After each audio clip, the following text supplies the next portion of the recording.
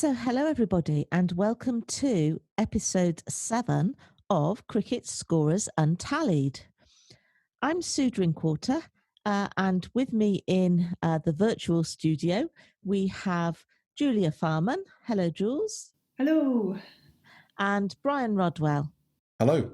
So, has anything been going on in the cricket world this week? Have either of you been involved in anything at all cricket-wise this week? Unfortunately not, no. While football seems to be on the TV and cricket is gearing up for international cricket behind closed doors, there doesn't appear to be any recreational cricket on the horizon at the moment. No, indeed. I did see, I think Matt Letizia put out a tweet to say they've got the football back on, but why is cricket, which is more socially distanced, not back on? But I think that's the closest I've seen to getting back to any form of cricket. Yeah. Well, I haven't seen any signs really of cricket in the UK being started soon, other than behind closed doors for the internationals. But I think there's been some news about possible cricket in South Africa. Have either of you seen anything about the 3-team tournament? So we've heard something about it, but not the full details. But hasn't it been cancelled? Well, it hasn't been cancelled, but I think it's been deferred because the government over there has to approve them playing it. I think they have to agree that these teams can get together. But the match regulations are bizarre. It's not like any cricket tournament that I've seen before. And on first look, I think it would be a nightmare to score. Let me just tell you what the rules are. It's the rules rather than the regulations. It's called 3-team cricket, and it is for charity. So the idea is it will be played in Centurion Park. It was supposed to be next weekend, but I think that's what's been deferred. And it's being called the Solidarity Cup. So it's supposed to be raising money. So it will be between 3 teams of 8 players. And there will be 36 overs altogether in 2 halves of 18 overs. And one innings consists of 12 overs per team. So 12 overs, 3 teams, 36 overs. That's fine. But you sort of bat and bowl in halves of 6 overs each.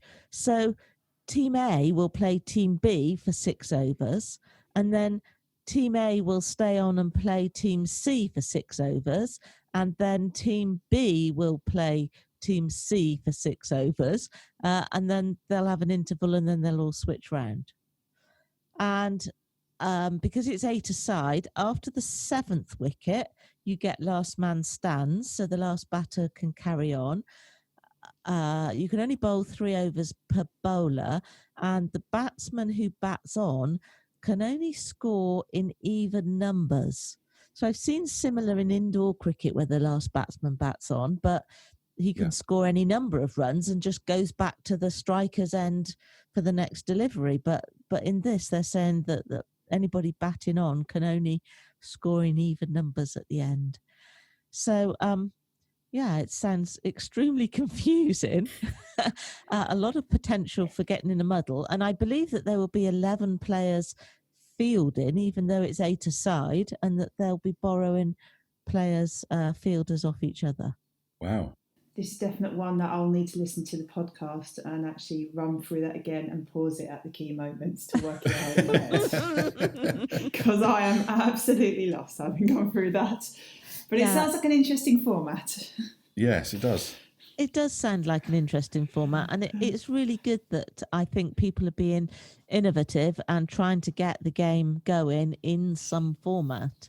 And actually, maybe our correspondent in South Africa, maybe Rory, will be able to shed some light on this, although he's in Durban. But maybe he'll be able to tell us if there's any news on that front for a future episode. And we'll have to have a look and see if it gets the go-ahead and how it's scored, which could be really interesting. Sounds very confusing. Yeah. Could you imagine if you're paper scoring, you scored the first few overs, you had to put it aside for score the next match, a big gust of wind came along and you've lost all your papers? Then you're in trouble. I've done corporate days like that where they think to save time and to save the changeover of innings, they will have two matches concurrently. So you have A versus B. You'll have the first 6 overs. We'll have the A innings of A, and then everyone trots off, and then the innings of C commences, and then they trot off and then resume A versus B with B batting, and then when that's finished, then D come on and finish their match off. The idea being it saves the 5-10 minutes between the innings. In practice, it never works because cricketers are just never ready. And the scorer has a meltdown, so no one does the score. So when you did that, was there a team of scorers? Because it's okay for two teams going off. They've played and they've got another whole innings to sort of rest and change over and come back again. But if they're doing it to speed up the game so that there's no time in between, did you change scorers or did you just carry on? I think the politest way to say it is that umpires were catered for and had plenty of breaks. Scorers didn't. Wow. So there was certainly the ones I've done before like that. Yeah, there were 2 scorers all day. And that was what you were doing, really. You were hired help for the day, shall we say? Yeah. No, I have done some corporate scoring, some tournaments like that, mainly 6-a-side. Exactly that. And they roll the games one after the other without a break, certainly without a tea break. And you're right, this poor old scorers get forgotten, so they can't have a break at all. So as well as possible cricket returning in South Africa, I think there's been some cricket being played across Europe as well. A friend of mine who scores in the Netherlands, I saw on social media, said she would be scoring a game today, actually. So her cricket is resuming today. And Jules, I think you've been talking to somebody whose cricket has already resumed. Yeah, I was speaking to Lidia, who is Poland's one and only scorer, which is amazing. Yeah. But she also seems to have a little bit of a stronghold in supporting scoring around the Eastern European area as well. So I caught up with her earlier in the week. Walsall Cricket Club are back up and operating, and she's been scoring games in 30-degree temperatures, and it looks lovely. I will put some pictures on our Twitter feed as well. So, here is our interview. So we're joined today by Lidia. Lidia, if you'd like to introduce yourself. Hi, everyone. I'm Lidia Kucharska, and I'm a scorer from Poland. Amazing. How did you get into cricket coming from Poland? Actually, the story is not really related to cricket initially, because I used to be a diehard fan of an Indian actor named Shah Rukh Khan, who at some point bought a cricket team. So I started to watch the cricket games just to see him on the stands, and time and time he went to the background and cricket came first. So I started to actually read about the rules, found out that there is a team playing in Warsaw, Poland, got to 1 or 2 games, and during one game the guys said, "Oh, we need a scorer." They gave me a book, they gave me a pen, they told me, "This is a no ball, this is a wide, go and write." That's how it started. That's amazing. That's exactly how it started, yeah. Came to this. So what was the name of the team in Warsaw? It was Warsaw Cricket Club, the oldest club in Poland and Warsaw. They've been playing since I think 1993, if I'm correct. So yeah, quite a bit of history there. Wow! And how did you find out about them? That they were operating in Warsaw? I googled Cricket Warsaw, and it popped up. at some point. So with a friend, we made a trip outside of town because they used to play in an old ground of the, I think, British Embassy, like a couple of kilometers out of Warsaw. So at that Sunday, we were a bit unlucky because there was no cricket, but we did find the ground, the pitch, so we knew where it is. And I think the next Sunday, we were more lucky, and we actually saw two teams playing proper cricket, white clothes, red ball. That's Yeah. unreal.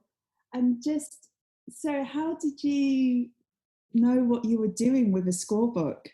Honestly, that first game, I had no idea what I was doing. I had no idea. They just showed me the umpire signals for the wide and for the no ball. I'm afraid that if I saw that scorebook now, I would just die out of shame. I'm happy it's probably lost somewhere. Was it like the traditional? Is it like the box style scorebook? Yes, yes, it was a box scorebook. Yes, it was more adjusted to test cricket probably, so it had like space for 100 overs or something, and they played like 40. Yeah. That's absolutely brilliant. And so you scored your first game, and then how did you progress from there? Well, I started going to the games just to watch the cricket, and it turned out that they needed a person to note down the scores at every game.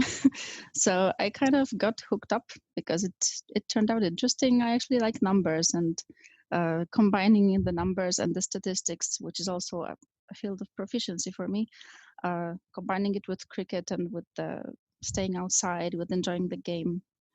It's still something that keeps me close to cricket. Oh, that's awesome. And so do you still score for Warsaw Cricket Club?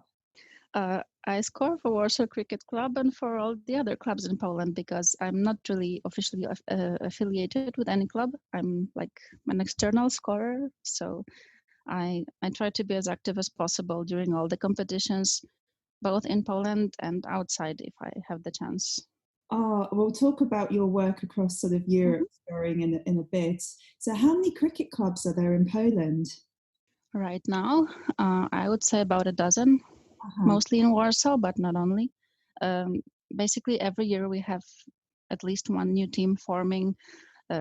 Teams are also transferring players. So it's a pretty dynamic environment, I would say.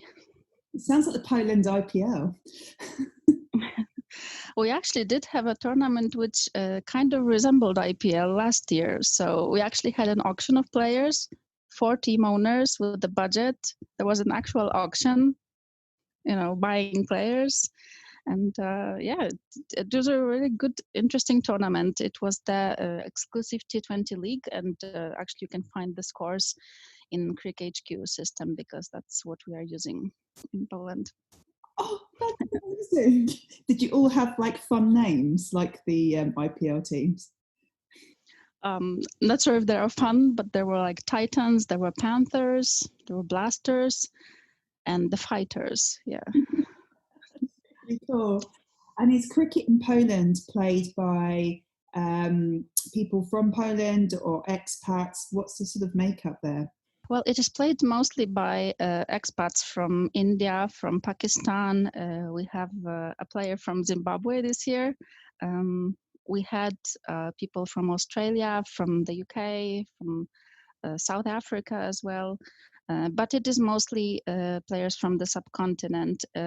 We do have one team which is almost entirely made of, let's say, native players, Polish players. They're the Warsaw Hussars, and they are really getting better and better season by season.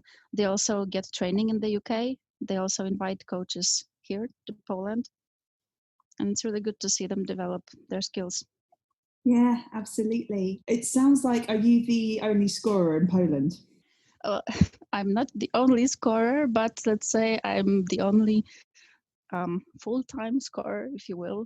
The other scorers are usually cricket players who, let's say, want to participate in this or other way. But I am the one who takes the bulk of responsibility and also runs the whole statistics for seasons. That's absolutely amazing. And in terms of the umpires in Poland, or are they the cricket players? It's also cricket players, the ones with the most experience, but best knowledge of the rules. So, well, they're doing the best they can to maintain the level of cricket. That's absolutely unbelievable. And then you've talked a bit, you've scored for other teams as well. So do you want to, outside of Poland, so do you want to explain a little bit about that too? So actually there's a lot of cricket going on in continental Europe, a lot of cricket. So I had the chance to score in Croatia for a tournament called Mediterranean Cricket League. It's been organized by cricketers from Australia with Croatian roots who actually come with their families, with a bunch of staff to just organize a cricket tournament in the beautiful setting in Croatia. So it's been running since 2016, I believe. Unfortunately, this year it had to be cancelled, but already looking forward to next year's edition. So this is really nice because scoring in a setting of, the Adriatic Sea, this is something pretty exceptional, I have to say. So yeah, this is one tournament that I've been part of for many years now. I also had the chance to score in Romania with the beautiful ground, with drainage and everything, just outside of Bucharest. Also, really, really nice bunch of people who organize a couple of tournaments in Romania. I also had the chance to actually run a scorer training there 2 years ago. That's what they asked me to do. And apparently they actually now have scorers who can support them on a daily basis. And what else? The Pepsi Cup in Prague, which I scored in 2018. I had one chance. This is one of the, I think, most known continental Europe tournaments in Europe, with 2 grounds next to each other, and really professional setting, catering, umpires, online commentary, everything. A very nice tournament. And of course, the tournament in Belgium that actually we met during that tournament. So you can tell women's cricket. It was my first time opportunity to actually score women's cricket, and this is something that I'm a great fan of. The atmosphere during women's matches is well different than the men's cricket. I love it, and I would like to support it again sometime. It's a bit more chill. Yeah, That's amazing. So you've actually trained scorers in Romania who are carrying on and doing their scorers work. That's unreal. Yeah, I even created a test for them, and I had to test them and check it, and they did really well. This is amazing. You're like a one-woman sort of scoring training sort of machine working around not just Poland but Europe. That's unreal. And just in terms of sort of your future ambitions for scoring, what would you most like to do? Well, my everlasting dream would be to work as a scorer one day, or at least score really high-level cricket. I think, well, every scorer must dream about that. So do I. Yeah, well, I hope sometime to get more opportunities for scoring multiple day cricket, maybe juniors, because this is something that really doesn't happen yet, hopefully, in Poland. So yeah, who knows? Cricket you do sort of T20s and one day cricket? Yes, mostly that, yeah. The same for a lot of scorers, but that's so interesting just to hear about your background, how you got into scoring, but then the sort of development since. And I understand that cricket has returned to Poland. Yeah, luckily we've been able to play starting from Saturday, 6th of June. So we had about 10 matches so far in a 35 over league, which is one of the longest lasting competitions in Poland. And so far we have been lucky with the weather. Actually 30 degrees a couple of days ago when I was scoring, and really good atmosphere. Just totally enjoyable cricket on weekend. Oh, that's amazing. And we were talking on our last podcast about the conditions for scorers coming back to scoring cricket after lockdown restrictions have lifted. Is there anything that was implemented for the game to take place in Poland, but also for you indeed as a scorer? Well, for me personally, as a scorer, not much has changed. I've been sitting at my table alone as usual because we don't ever really have a colleague to support. But for the players and for the spectators who are not able to join, actually, yes, a lot has changed because there needs to be a cleansing gel present all the time and frequently used. Each player needs to have their own bottle of water or whatever drink, and it's been pretty strictly checked if this is really happening. Yeah, there have to be distances between people who sit around the boundary. But I think yes, the biggest issue is that spectators from outside the playing teams cannot join. But there were cars standing out just outside the fence during the last game, so they are finding ways to still participate. The good thing is that we are working on Cricket HQ with live scoring, so even if there are no spectators present, in person, then people can just follow live ball by ball. So it kind of sounds like, you have those drive-through cinemas where people can drive their cars. And yes, kind of like that. Yes. And how do you manage it at the end of the match when players want to know their figures and all the data and all that sort of information? How do you manage it? Do you say, no, stand back? Or... Well, I try to be assertive, and also being a woman helps because nobody really wants to get so close. And I just send them to the link online. Oh, fantastic. No problems so far. Hope to continue this way.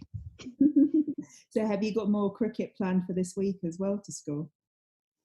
Yeah, I got 2 games for the next weekend, Saturday and Sunday, one game each day. And the next weekend, and also the next weekend, a T20 tournament is supposed to start. I hope there are no restrictions back in Poland because who knows, considering the situation. If not, then yeah, we are having another tournament planned. Should be really fun because the T20 tournament will have more teams. Currently, we have the 6 teams in the 35 over tournament. Then I hope to have 8 or 10. Should be fun. Oh, that's amazing. And just one thing we ask sort of all the scorers we interview, what are your sort of bits of advice or guidance you'll give to other scorers? Not an easy question, but I think if someone really wants to be a scorer, you need to be serious about it. So scoring is usually considered, at least by players, right, as something, as a just horrible duty that is forced upon the 12th man or something. But if someone really likes scoring, then you should just do your job. Yeah, do what's necessary. Go to the kids store and get the equipment that you need, even if it's not dedicated to scoring and looks funny, but it helps you do your job. Half of my scoring equipment is actually from a kids store. Yeah, I think that's where most scorers get their equipment. And finally, what do you use to score your matches currently? So as mentioned, all our scorers, also me, are using Cricket HQ. This is a platform I think developed in New Zealand. It's used in many countries in Europe, at least in Norway, I think, Switzerland. So we are trying to keep, consistent when teams are visiting. It's easier to manage. And as a support, I like to use little linear sheets, which basically use the same system of entering scores, right, ball by ball, unlike the box method. So the two actually go really well together. Brilliant. Well, thank you so much for speaking to us today. It's been lovely not only just to catch up, but also hear about your scoring background and also about the return of cricket in Poland. Yeah, well, thank you for inviting me to do this. I was surprised to hear that there can be some interest in that, honestly. It was also great to catch up with you. We haven't seen each other for 2 years now, right? Almost. Yeah, absolutely. Yeah, so it's been great. No, it's been great. Thank you so much.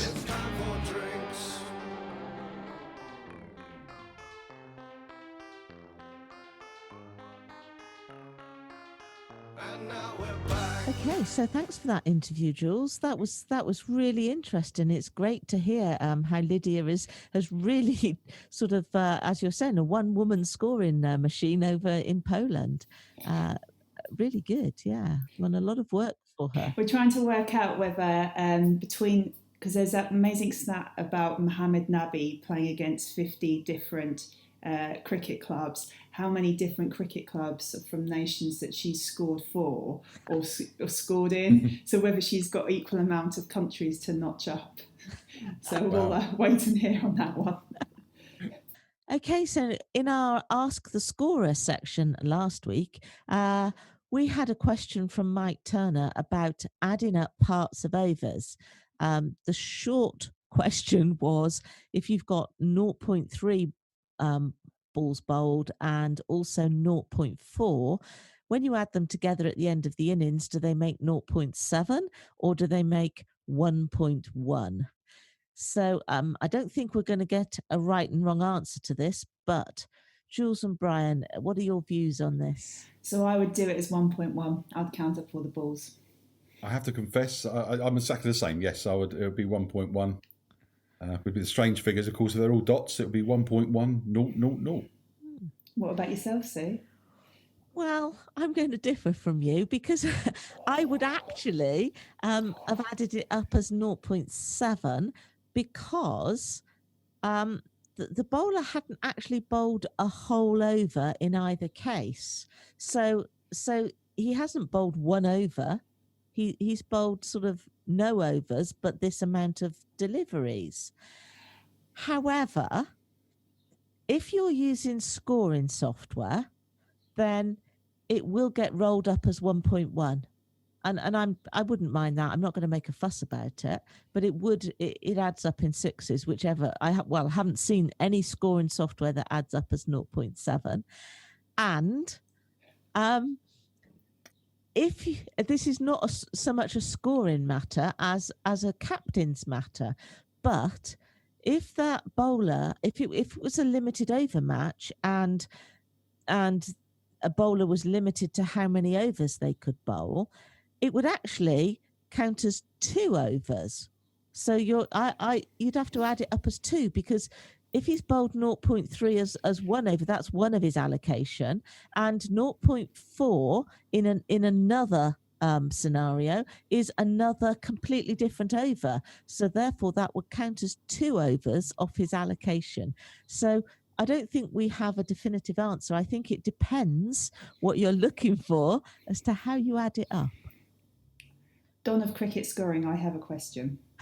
So, if you were to have 3 balls being bowled and then the bowler bowls a complete over, 6 balls, nothing dramatic, and then it would bowl, say, 3 balls of another over, and that's the end of the game, how would you do it then?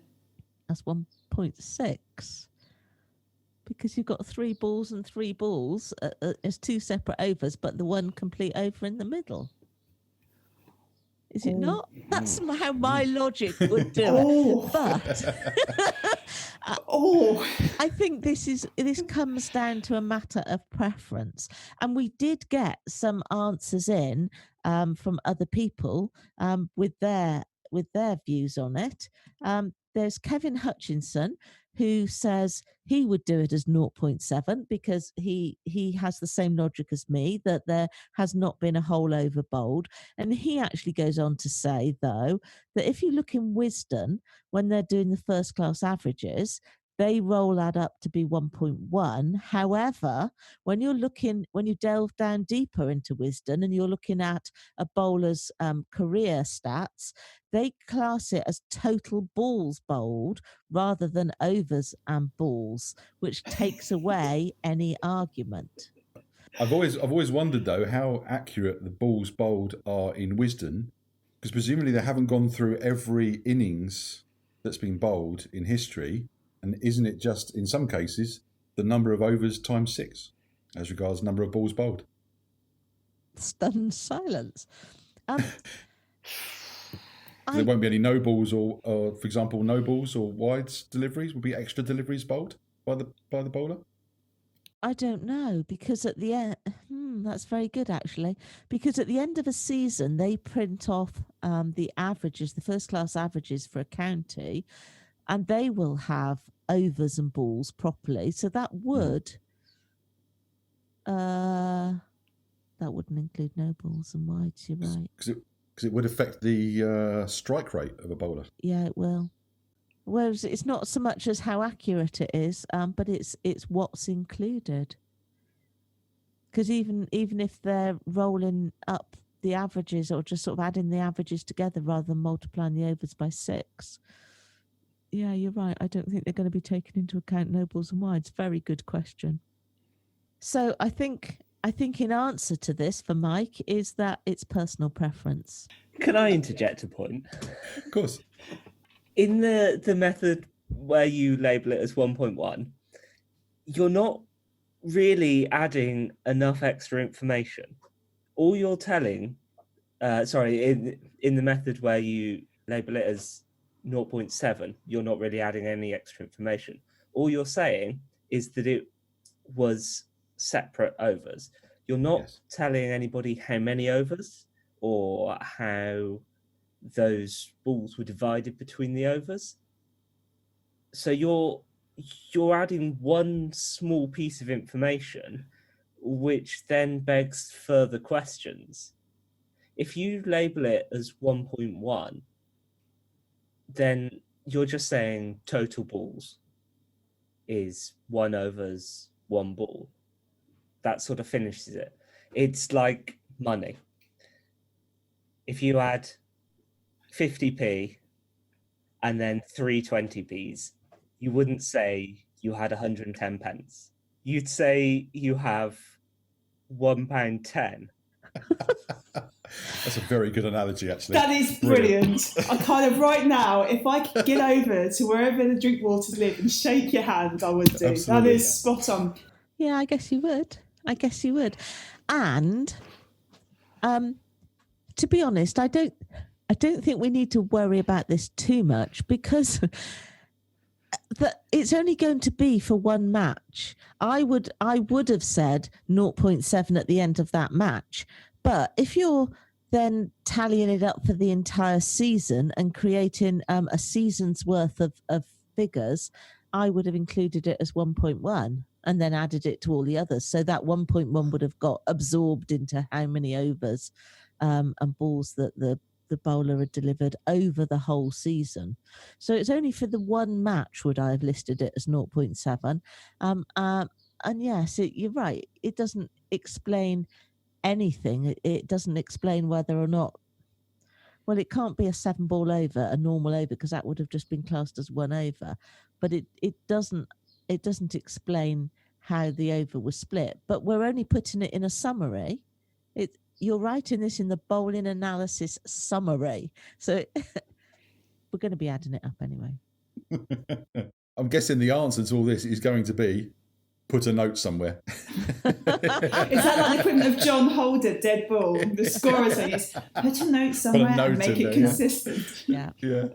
Okay. So I think we've had quite a bit of discussion on that, and that's probably enough on that one.